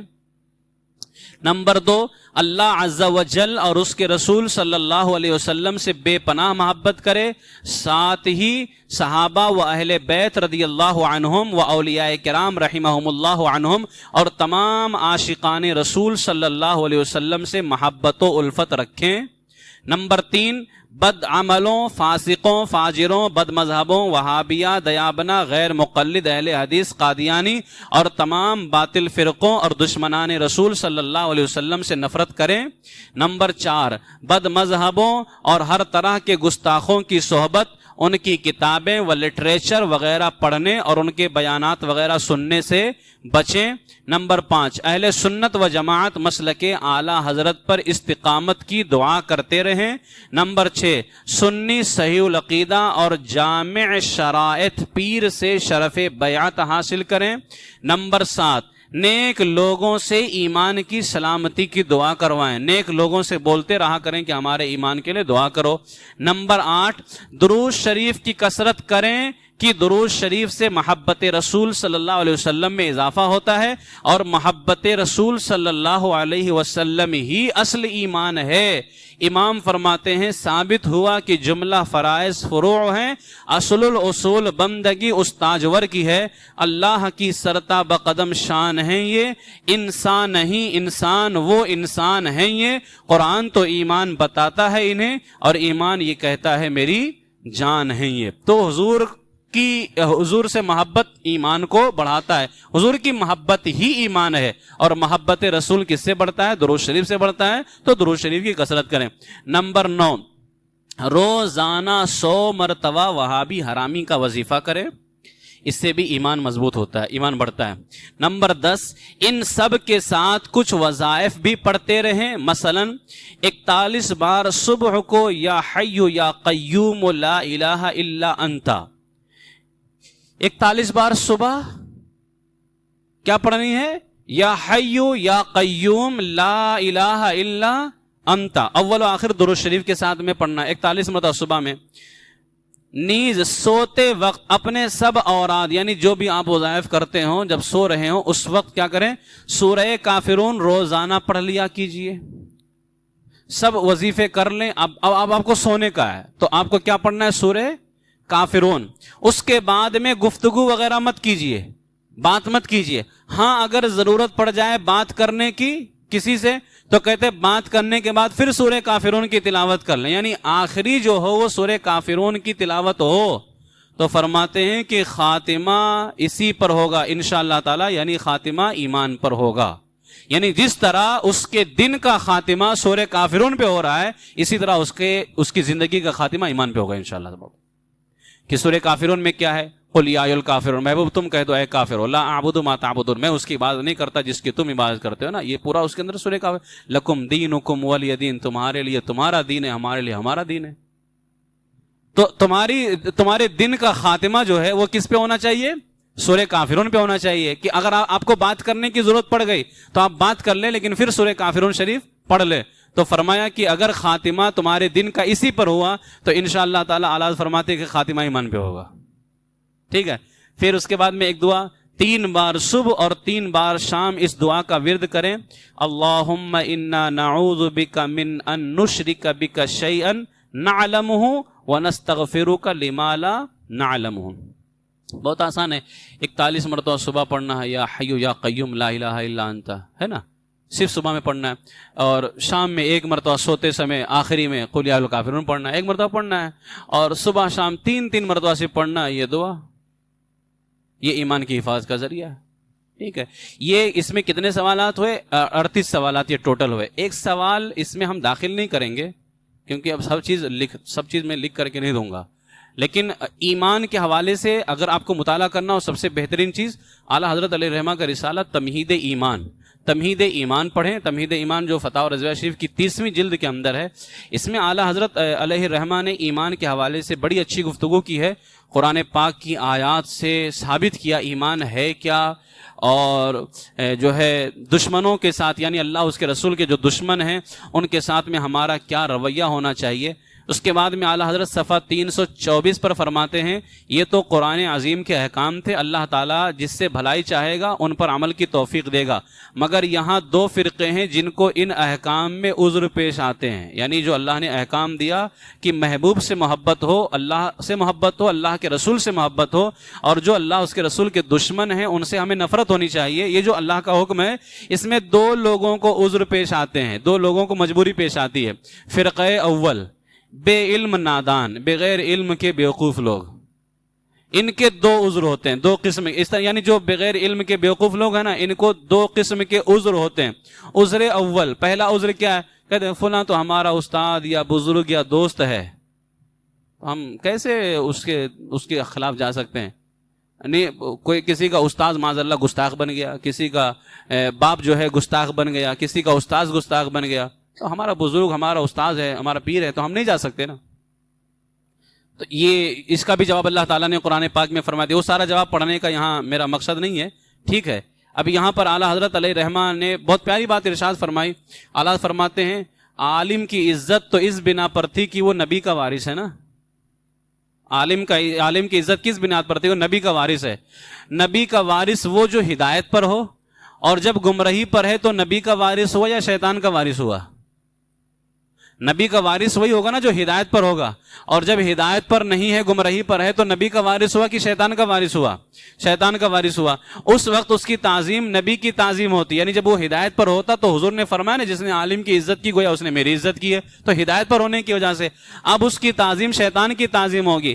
یہ اس صورت میں ہے کہ عالم کفر سے نیچے کسی گمراہی میں ہو، جیسے بد مذہبوں کے علماء، پھر یعنی یہ بد مذہبوں کا حال ہے جو ابھی کفر کے اندر داخل نہیں ہوا ہے، تو اس کی تعظیم شیطان کی تعظیم ہے. تو اس کا کیا پوچھنا جو خود کفر شدید میں ہو، اسے عالم دین جاننا ہی کفر ہے، نہ کہ عالم دین جان کر اس کی تعظیم کرنا. یعنی عالم جاننا ہی کفر ہے، اب عالم جان کر کے تعظیم کرنا تو اور زیادہ کفر ہے. پھر فرماتے علم اس وقت نفع دیتا ہے کہ دین کے ساتھ ہو، ورنہ پنڈت یا پادری کیا اپنے یہاں کے عالم نہیں؟ ابلیس کتنا بڑا عالم تھا، پھر کیا کوئی مسلمان اس کی تعظیم کرے گا؟ اسے معلم الملکوت کہتے، یعنی فرشتوں کو علم سکھاتا. جب سے اس نے محمد رسول اللہ کی تعظیم سے منہ موڑا، حضور کا نور کی پیشانی آدم میں رکھا گیا، اس نے سجدہ نہ کیا، اس وقت سے لعنت ابدی کا طوق اس کے گلے میں پڑا. دیکھو جب سے اللہ نے اس کو مردود کیا ہے. اعلیٰ فرماتے دیکھو جب سے اس کے شاگردان رشید اس کے ساتھ کیا برتاؤ کرتے ہیں. فرشتے کیا کرتے ہیں؟ ہمیشہ اس پر لعنت بھیجتے ہیں، رمضان کے مہینے میں اسی کو پکڑ کے بند کر دیتے ہیں. تو اللہ فرماتے جب سے اس نے حضور کی گستاخی کی، دیکھو اس کے شاگردان رشید کیا کرتے ہیں اس کے ساتھ میں. قیامت کے دن کھینچ کر جہنم میں ڈھکیلیں گے. یہاں سے علم کا جواب بھی واضح ہو گیا اور استاذ کا بھی پتہ چل گیا کہ اگر استاذ معاذ اللہ جو ہے نا گمراہ ہو جائے، بد مذہب ہو جائے، تو اب اس کے ساتھ وہی کرنا ہے جو فرشتوں نے شیطان کے ساتھ کیا ہے نا. تو اس کے ساتھ وہی کرنے کا جو فرشتوں نے شیطان کے ساتھ میں کیا. ٹھیک. یہ اب اس میں فرقہ دوم جو ہے یہ اس کے اندر لولا لنگڑا اپنا عذر پیش کرتا ہے. یہاں پر ایک جو ہے نا ایک لڑکے نے سوال ہی کیا تھا، جیسے آج کل جو لوگ یہ کہتے ہیں رائی کے دانے کے برابر بھی ایمان ہے تو وہ جنت میں جائے گا. اس کا لوگ مطلب یہ نکالتے ہیں کہ رائی کے دانے کے برابر بھی اگر ایمان ہے، رائی کے دانے کے برابر، تو پہلی بات تو میں نے آپ سب لوگوں کو پڑھا دیا تھا، ایمان کم یا زیادہ نہیں ہوتا ہے. ایمان ہونے میں سب برابر ہے. ایمان ہونے میں سب برابر ہیں. ایمان کم یا زیادہ نہیں ہوتا ہے. ہاں کمال ایمان، ایمان کا درجہ، ایمان کا رتبہ، ایمان کا کمال یہ زیادہ ہوتا ہے کم ہوتا ہے. اور اس میں حضرت صدیق اکبر رضی اللہ تعالیٰ عنہ کا درجہ سب سے بلند ہے. لیکن جو ایمان ان کے پاس تھا وہی ہمارے پاس بھی ہے. ایمان کم زیادہ نہیں ہوتا ہے کس حساب سے جانتے ہیں آپ؟ آمنت باللہ وملائکتہ وکتبہ ورسلہ والیوم الآخر والقدر خیرہ وشرہ من اللہ تعالی والبعث بعد الموت. بھائی جن جن چیزوں پر انہوں نے ایمان لایا کیا ہمارا ایمان نہیں ہے؟ بندہ اگر نہ مانے تو مومن ہی نہیں ہوگا. تو ایمان ہونے میں تو سب ایک ہے نا, ایمان ہونے میں سب ایک ہیں, جیسے نبی ہونے میں سب ایک ہیں. اللہ فرماتا ہے لا نفرق بین احد من رسلی, ہم رسولوں میں کسی میں تفریق نہیں کرتے ہیں, کسی میں فرق نہیں, یعنی سب اللہ ہی کے رسول ہیں, اس حساب سے سب اللہ کے رسول ہیں, کوئی فرق نہیں ہے. لیکن پھر اللہ فرماتا ہے ان کے درجے کی بات نہ کرنا, تلک الرسل فضلنا بعضهم علی بعض, یہ وہ رسول ہیں جن میں ہم نے ایک کو دوسرے پر فضیلت عطا فرمائی ہے. تو ایمان میں سب برابر ہیں, لیکن جو ایمان کا کمال ہے, ایمان کا درجہ ہے, اس میں ایک دوسرے پر درجے رکھتے ہیں. تو اب اگر کوئی یہ کہے کہ رائی کے دانے کے برابر ایمان, تو اب بندہ یہ سمجھے کہ رائی کا دانہ بالکل تھوڑا سا رہتا ہے, تو کسی کے دل میں بالکل ایک بات ایمان کی رہے باقی کفر کی رہے تو وہ بخش دیا جائے گا, ایسا تھوڑی ہو سکتا ہے. یہاں مراد کمال کا ہے, یعنی اس کا ایمان بہت کمزور درجے کا تھا, بہت ہی کمزور درجے کا تھا ایمان. مومن تھا لیکن نمازیں نہیں پڑھتا تھا, شراب پیتا تھا, گناہ کرتا تھا, اللہ کے احکام نہیں مانتا تھا, بہت ساری چیزیں. مومن تھا, یہ رائی کے دانے کے برابر ایمان. ورنہ اگر تم یہ سمجھو کہ وہ رائی کا دانہ بالکل چھوٹا سا ہوتا ہے تو اسے ایمان میں سے کٹ کر کے رائی کے دانے کے برابر تھا اس کے پاس میں, تو ایسا تھوڑی ہوگا. اس کو ایک بات سے اس فرقہ دوم کا ایک مکر, اعلیٰ حضرت نے اس کے کئی مکر بیان کیے ہیں. فرماتے مکر سوم یہ ہے کہ یہ دیوبندی بہکاتے ہیں کہ فقہ میں لکھا ہے جس میں 99 باتیں کفر کی ہوں اور ایک بات اسلام کی تو اس کو کافر نہیں کہنا چاہیے. یہ وہی والا حال ہے, 99 باتیں کفر کی ایک اسلام کی, تو وہی رائے ایک اسلام کی جو رائے کے دانے کے برابر ہو گیا نا, تو اس کو کافر نہیں کہنا چاہیے. اعلیٰ حضرت علیہ رحمہ فرماتے ہیں یہ مکر, دھوکہ, خبیث دھوکہ سب دھوکوں سے برا اور ضعیف دھوکہ ہے. یعنی اگر کوئی یہ کہے کہ جس کے اندر 99 باتیں کفر کی ہوں اور ایک بات جو ہے ایمان کی ہو, اس کو کافر نہیں کہنا چاہیے.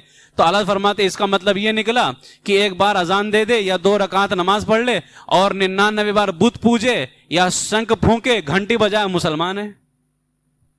99 بار وہ بت پوج رہا ہے, ایک بار تو اذان دے رہا ہے نا, ایک بار تو عبادت کر رہے ہیں نا, تو جس کے اندر ایک بات میں ایمان کی ہو, 99 باتیں کفر کی ہوں, وہاں بھی کہتے اسے کافر نہیں کہنا چاہیے. تو اللہ فرماتے ہیں حالانکہ مومن تو مومن, کوئی عقل مند بھی اسے مسلمان نہیں کہے گا, کوئی عقل مند بھی اسے مسلمان نہیں کہے گا. یہ پہلا جواب دیا.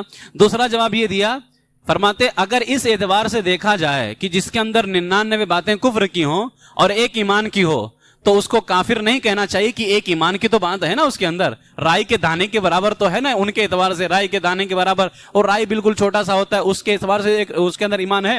تو اللہ فرماتے اس اعتبار سے اگر دیکھا جائے تو سوائے دہریہ کے, سرے سے خدا کے وجود کا منکر ہو, تمام کافر, یعنی جس نے دہریہ فرقہ جو ہے, دنیا بہت سارے فرقے ہیں, تو اللہ فرماتے ہیں سوائے دہریے کے کہ سرے سے خدا کے وجود ہی کا منکر ہو, یعنی صرف دہریہ ہے جو اللہ کے وجود کا منکر انکار کرتا ہے, تمام کافر, مشرک, مجوس, ہنود, نصارہ, یہود وغیرہ, دنیا بھر کے کفار سب کے سب مسلمان ٹھہرے جاتے ہیں کہ اور باتوں کے منکر صحیح, آخر وجود خدا کے تو قائل ہیں. کوئی ہندو تھوڑی کہتا ہے کہ مسلمانوں کا خدا نہیں ہے, کوئی ہندو آج تک کسی نے کہا کہ مسلمانوں کا خدا نہیں ہے, مانا نہ خدا. اللہ فرماتے ہیں جتنے کافر دنیا میں ہیں سوائے دہریہ کے, ایتھسٹ کے, یہ خدا کا انکار کرتا ہے. باقی جتنے کافر ہیں, مشرک, شرک کرنے والے, اللہ کو تو مانتے نہیں لوگ, لیکن کافر کیوں ہیں کہ دوسرا بھی مانتے ہیں. بتوں کے پجاری, سورج کے پجاری, یہ سب کافر ہیں, لیکن اللہ کو تو مانتے ہیں نا, وجود باری کے تو انکار نہیں کرتے نا اللہ تبارک و تعالیٰ کا. اللہ فرماتے ہیں ایک یہی بات سب سے بڑھ کر اسلام کی بات ہے, یہ یعنی اللہ کو ماننا تو اسلام میں سب سے پہلی بات ہے نا, توحید پہلی چیز ہے. یہ تو مشرک بھی مان رہا ہے, سب تو مان رہے, بلکہ تمام اسلامی باتوں کی اصل الاصول ہے. تو اللہ فرماتے ہیں تو یہود و نصارہ بہت بھاری مسلمان ٹھہریں گے کہ توحید کے ساتھ اللہ کے بہت سے کلاموں اور ہزاروں نبیوں، یعنی عیسائی اللہ کو بھی مانتے ہیں، حضرت عیسیٰ کو بھی مانتے ہیں، تب تو یہ تو بڑے بھاری مسلمان ٹھہریں گے سب. ٹھہریں گے کہ نہیں ٹھہریں گے؟ تو پھر یہ دو جواب دیا. تیسرا جواب اللہ فرماتے ہیں اس کے رد میں قرآن عظیم کی وہ آیتیں اوپر گزری کافی و وافی ہیں جن میں باوصف کلمہ گوئی و نماز خوانی صرف ایک ایک بات پر اللہ نے حکم تکفیر فرما دیا. کہیں فرمایا کفروا بعد اسلامی، وہ مسلمان ہو کر اس کلمے کے جیسے کافر ہو گئے. یعنی اللہ تبارک و تعالیٰ نے قرآن پاک میں بے شمار آیتوں کے اندر فرمایا، یعنی وہ سب کچھ کرتے تھے لیکن کچھ ایسی بات تھی جو اسلام کے خلاف تھی، بس اسی بات پر اللہ تبارک و تعالیٰ نے ان کو کیا فرما دیا؟ کافر فرما دیا. ٹھیک ہے. اب یہاں پر میں اس کی پوری تفصیل کرتا لیکن وقت نہیں ہے، وقت کافی زیادہ ہو رہا ہے. یہ اس کو پڑھنے کے لیے جو ہے نا، یہ جو بات ہے 99 باتیں کفر کی ہوں اور ایک بات اسلام کی ہو، بالکل ویسے سمجھ لے کہ جس کے دل میں رائی کے دانے کے برابر ایمان ہو. یعنی اس کا یہ مطلب کوئی نہ لے کہ معاذ اللہ اور باتیں کفر کی ہوں گی. کفر کبھی بخشا نہیں جائے گا، کفر معاف نہیں ہوگا. جو یہ کہا جاتا ہے رائی کے دانے کے برابر ایمان ہو، اس کا مطلب یہ کہ اس کا ایمان بہت کمزور ہے، بہت کمزور ایمان ہے اس کے گناہوں کی وجہ سے. اس لیے کہ گناہوں کی وجہ سے ایمان گھٹتا بڑھتا ہے. اگر بندہ نیک کام کرے تو ایمان بڑھتا ہے، یعنی اس کا کمال بلند ہوتا ہے، وہ خوبصورت ہوتا ہے، روشن ہوتا ہے نا، وہ روشن ہوتا ہے. جیسے حضور علیہ الصلوۃ والسلام نے فرمایا نا کہ جو ہے زنا کرنے والے، چوری کرنے والے یہ ایمان کی لذت کو نہیں پاتے ہیں. تو ایمان کیا کسی ٹیسٹی چیز کا نام ہے کہ اس کو چوس کر کے دیکھتا ہے کہ میٹھا ہے کہ کیا ہے؟ لذت کا معنی کیا ہوا کہ جب بندہ نیک کام کرتا ہے نا اس کے دل میں ایمان بڑھتا ہے. یہی وجہ ہے کہ آپ بزرگان دین کو دیکھیے نا، راتوں رات اللہ اللہ کرتے رہتے تھے. کیوں کرتے رہتے تھے؟ ان کے نیک کاموں کی وجہ سے ایمان اتنا زیادہ بڑھ گیا. اور ایمان کس کا نام ہے؟ اللہ کو یاد کرنا، رسول پاک کو یاد کرنا. ایمان اتنا زیادہ بڑھ گیا کہ ہمیشہ اللہ کو یاد کرتے تھے، رسول پاک کو یاد کرتے تھے وہ. تو یہ جو بولتا ہے ایمان کی لذت، ایمان کی چاشنی، ایمان کی مٹھاس، یہ تو کوئی الگ سے وہ نہیں ہے رس نکلا ہوا کہیں سے. یہ یہی ہے کہ بندہ گناہ کرتا ہے تو اپنے ایمان کو کمزور کر لیتا ہے، اور بندہ نیک کام کرتا ہے تو اپنے ایمان کو بڑھا لیتا ہے، بلند کر لیتا ہے. تو فرمایا کہ اگر رائی کے دانے کے برابر بھی ایمان ہوگا، مطلب یہ تھا کہ بندہ کتنا ہی گناہ کیوں نہ کرے، اگر اس کے اندر ایمان ہے تو ضرور بخشا جائے گا. لیکن اگر بندہ کتنا ہی عمل کیوں نہ کرے، ایمان نہیں ہے تو پھر وہ نہیں بخشا جائے گا. وہ نہیں، اس کا یہ مطلب تھا. لیکن دیوبندیوں وہابیوں نے اس کو غلط ہی گھما دیا جائے. اصل میں غلط ٹن لینا ان کی عادت ہے. وہ تو یہ نجدی خبیث جو ہے نا ہمیشہ جو ہے نا گوبر کی جگہ پہ لے کے جاتے ہیں. تو جو رائی کے دانے کے برابر کہا گیا اس کا مطلب سمجھ میں آ گیا نا. اور اگر نہ سمجھ میں آیا تو اعلیٰ حضرت علیہ رحمہ کی وہ جو تمہید ایمان ہے نا اس کے اخیر میں بہت اور آگے بہت تفصیل ہے، آگے بہت تفصیل ہے. وہ امام اعظم وہ حنیفہ رضی اللہ تعالیٰ عنہ کا فرمان ہے کہ جس میں 99 باتیں کفر کی ہو ایک ایمان کی ہو. اس کا مطلب کیا تھا؟ اس کا مطلب یہ تھا کہ جیسے مثال کے طور پر اس کا یہ مطلب نہیں تھا کہ بندہ 99 باتیں کفر والی کرے اور ایک بات ایمان والی کرے تب بھی مومن رہے گا. اس کا مطلب یہ تھا کہ جیسے کسی نے کوئی ایک بات کہی اور اس بات کے 100 مطلب ہوتے ہیں. اس بات کے کتنے مطلب ہوتے ہیں؟ 100 مطلب. یعنی وہ بات صریح کفر نہیں ہے، وہ صریح کفر نہیں ہے، اس بات کے کئی مطلب نکلتے. جیسے کسی نے کچھ کہہ دیا، اس کا یہ مطلب بھی ہے، اس کا یہ مطلب بھی ہے، اس کا یہ مطلب بھی ہے. تو امام اعظم ابو حنیفہ رضی اللہ تعالیٰ عنہ فرماتے ہیں اگر کسی سنی مسلمان کے منہ سے کوئی ایسا جملہ نکلا جس کے 100 مطلب ہوتے ہوں، 99 اس کے مطلب کفر والے ہوں اور ایک مطلب ایمان والا ہو، تو مومن کے بارے میں اچھا گمان رکھنا چاہیے اور یہ سمجھنا چاہیے کہ اس نے یہ بول کر کے ایمان والا مطلب مراد لیا ہے، 99 کفر والا مطلب نہیں مراد لیا ہے. یہ مطلب تھا کہ جس میں 99 باتیں کفر کی ہوں اور ایک ایمان کی ہو تو اس کو کافر نہیں کہنا چاہیے. یہ مطلب تھا کہ اس کا مطلب ایمان والا لکھنا چاہیے، کہ مومن کے بارے میں اچھا گمان رکھنا چاہیے. اس کا یہ مطلب تھوڑی تھا کہ ایک بار بندہ اذان دے دے اور دن بھر میں جا کر کے 50 مرتبہ بت کی پوجا کرے تو بھی کافر نہیں کہنا چاہیے. یہ تو عقل مند بھی اس کو مسلمان نہیں کہے گا. مومن یعنی کوئی مومن اس کو مسلمان کہے دور کی بات ہے، کوئی عقل مند بندہ بھی ایسے کو مسلمان نہیں کہے گا. نہیں کہے گا یار بتوں کو پجاری ہے، کافر ہے. یہ تو سمجھ میں آتا ہی.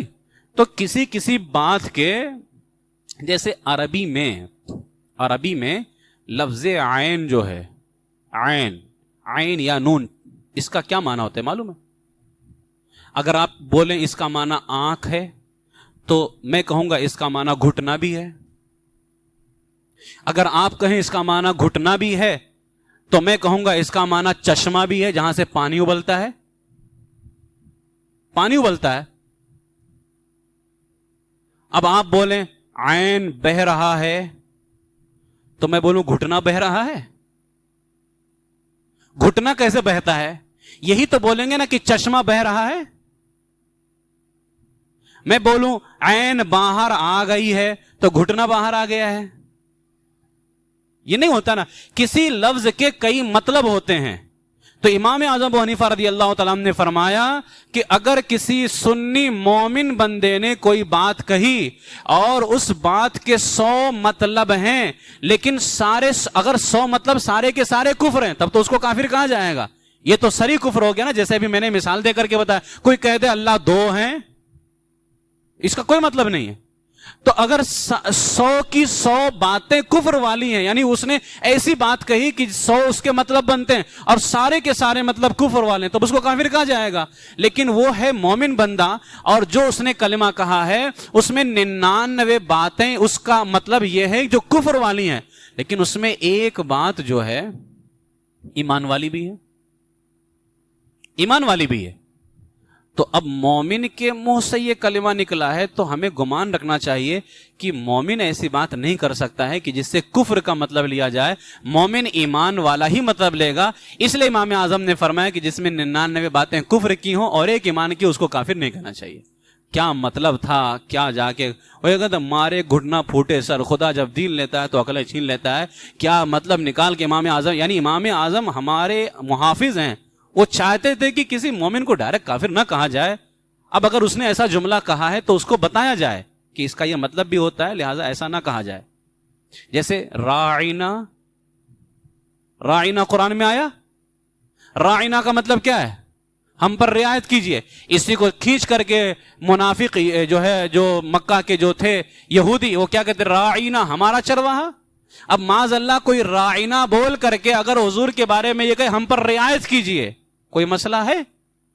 لیکن کہنا نہیں چاہیے کہ قرآن میں منع کر دیا گیا. لیکن اگر معاذ اللہ راعینا بول کر کے وہ کہے ہمارا چرواہا مراد لے تو کافر ہو جائے گا. وہ کافر ہو جائے گا. خواجہ کا معنی کیا ہے؟ خواجہ کا معنی، سرکار غریب نواز کو ہم خواجہ کہتے ہیں نا. خواجہ کا ایک معنی بہت سخت ہے. لغت ڈکشنری میں جا کر کے آپ دیکھیں 6 نمبر کو بھی خواجہ کہا جاتا ہے. جو لوگ ہوتے ہیں نا 6، ان کو بھی خواجہ کہا جاتا ہے. تو کیا معاذ اللہ کے اس محبوب کی طرف ہم یہ نسبت رکھتے ہیں؟ تو یہ باتیں نہیں ہونی چاہیے. ٹھیک ہے. تو ہر ایک بات کی کے مطلب کبھی کبھار ہوتے ہیں. تو مومن اچھا معنی مراد لیتا ہے. مومن کیا معنی مراد لیتا ہے؟ اچھا معنی مراد لیتا ہے. اس کی بنیاد پر امام اعظم نے فرمایا تھا، لیکن کہاں کا کہاں گھما دیا. وہاں بھی اصل میں دماغ نہیں کام کر رہا. حضور علیہ السلام نے فرمایا تھا کہ قیامت کے قریب کچھ لوگ پیدا ہوں گے جو پاگلوں کی طرح باتیں کریں گے. ٹھیک ہے. اس کا بھی جواب ہو گیا نا، رائی کے دانے کے برابر ایمان. تو وہ کٹ کر کے نہیں آتا ہے کہ رائی کے دانے کے برابر ایمان میں سے کٹا ہوا رہے گا پھر وہ جنت میں چلا جائے گا. ٹھیک ہے. یہ چند باتیں تھیں. اب انشاءاللہ تبارک و تعالیٰ آج یہ آخری کلاس ہے، لیکچر ہے. اب رمضان شریف کے بعد 4 اپریل 4/4/2026 انشاءاللہ تعالیٰ کلاس ہوگی. ٹھیک. تو جو پڑھایا گیا اس کو یاد رکھیں.